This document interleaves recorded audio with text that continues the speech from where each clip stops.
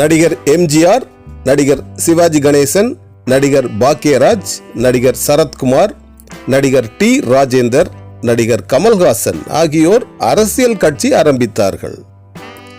இதில் நடிகர் எம்ஜிஆர் மட்டுமே தமிழக முதல்வராகி இருக்கிறார்.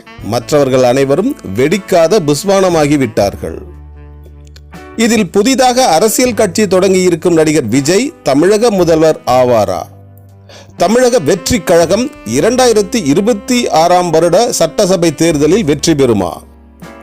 இதுதான் இப்போது தமிழக அரசியல்வாதிகள் மற்றும் தமிழக அரசியல் பார்வையாளர்களின் முக்கிய கேள்வியாக இருக்கிறது. நடிகர் எம்ஜிஆரை தவிர மற்றவர்கள் மேம்போக்கான அரசியல்வாதிகளாகத்தான் இருந்தார்கள். எம்ஜிஆர் போன்று சிவாஜி, பாக்யராஜ், சரத்குமார், டி ராஜேந்தர், கமல்ஹாசன் ஆகியோர் மக்களிடம் செல்வாக்கு பெற்றவர்களாக இல்லை. ஆனால் நடிகர் விஜய் எம்ஜிஆர் போன்று மக்களிடம் செல்வாக்கு பெற்றவராக இருக்கிறார். குறிப்பாக பெண்கள் மத்தியில் போற்றப்படுபவராகவும் அதிக செல்வாக்கு மிக்கவராகவும் இருக்கிறார் நடிகர் விஜய். தூத்துக்குடியில் வெள்ளத்தால் பாதிக்கப்பட்ட மக்களுக்கு நிவாரணம் வழங்கிய போது பெண்கள் மத்தியில் நடிகர் விஜய்க்கு அதிக செல்வாக்கு இருந்ததை அனைவராலும் காண முடிந்தது.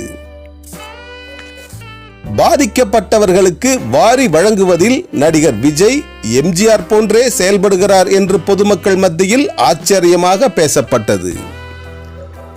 நடிகர் கமல்ஹாசன் போன்று மாபெரும் கஞ்சனாக இல்லாமல் வாரி வழங்குவது நடிகர் விஜயின் இமேஜை தமிழக மக்கள் மத்தியில் நம்பிக்கையை ஏற்படுத்தி இருக்கிறது.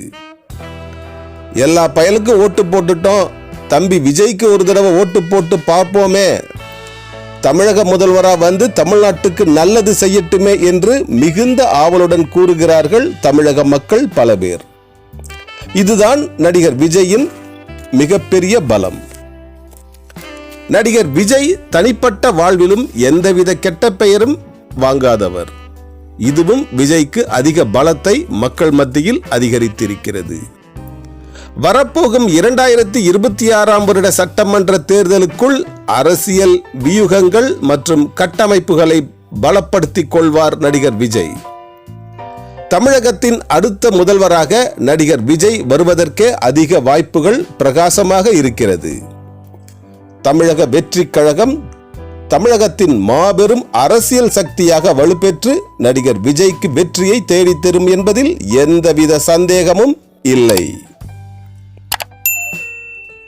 சித்தார்த் விஷன் சேனலை சப்ஸ்கிரைப் செய்து கொள்ளுங்கள். சித்தார்த் விஷன் சேனலை சப்ஸ்கிரைப் செய்து கொள்ளுங்கள். பக்கத்தில் உள்ள பெல் பட்டனையும் மறக்காமல் கிளிக் செய்து கொள்ளுங்கள். அதை தொடர்ந்து வருகிற ஆல் நோட்டிபிகேஷன் பட்டனையும் மறக்காமல் கிளிக் செய்து கொள்ளுங்கள்.